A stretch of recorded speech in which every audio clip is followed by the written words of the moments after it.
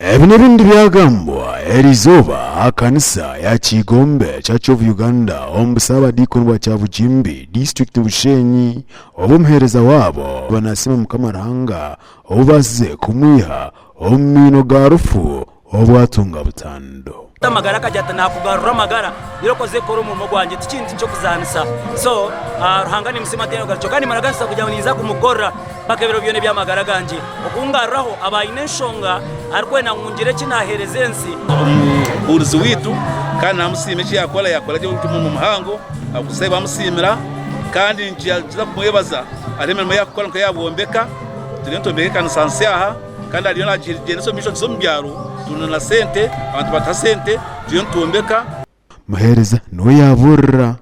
yarabara nabo aburhanga ahire bakatandika kwikakudura bakakoba mkuru style bakakoba beach bakakoba chemist bakakoba ububizi bakabox bakakoba mkuru wachika ukashorwa mukeje rero ngwakubosomero ukamara sili yakano chimboka cyangwa ngo bakaba wone tukamanya kwandika yo katanga kweje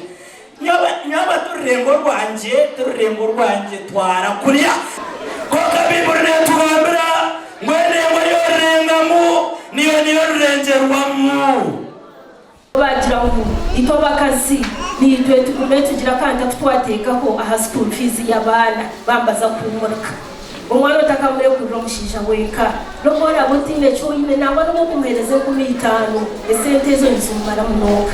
okushabaye kwahendera harabo abikiriza Yesu kuba omujuni w'amagara gabo twagaruka omburebezi bwa nkore akanisa ya St James Cathedral erizoba abakazi 28 bayigita akibina cha Christian Women Fellowship abakazi aba baruguma kanisa 5 agarukora oburisa bwa St James Cathedral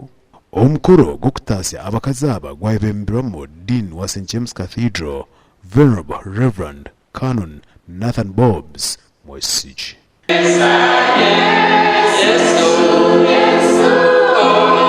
Dean wa St James Cathedral yasima abona abamukwatireho omuno kumushabira obwatunga butandu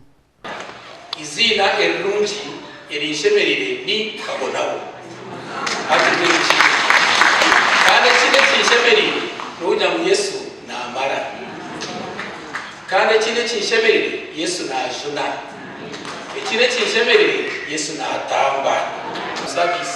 na uranye namani ujya mu nijemu mwanaga rugomanda kumukorera ntago udasiba nasima Ruhanga aho byakorwa inzire yaburwa kandi abari kwenda kutaha muno boyine myaka 12 obatiziwe kandi utigohe mikono kandi uburyo we dine ndijo no banzo hinduka ubu kristayo so no bamemba utandika kuburire ngiri utandika kujiburwa utandika fellowship zona naningira nti omurbyona iwahora abori no bworu wenka burrangu iguru turi kushinja oriho oburunjo buryo muriwe kandi ko kuboryotyo ebyo kukora ebyane byo kwana omuka yawe ahamirumo nahandi no mbana bozire nabakazi batahi bawe nibiza koreka omunda echori Sanderi zoba niyo yakinga byona ebikozirwe abakazi ba Christian Women Fellowship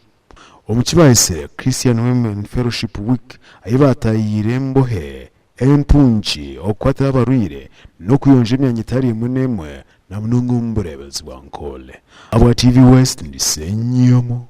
Gideon na Michael atwachire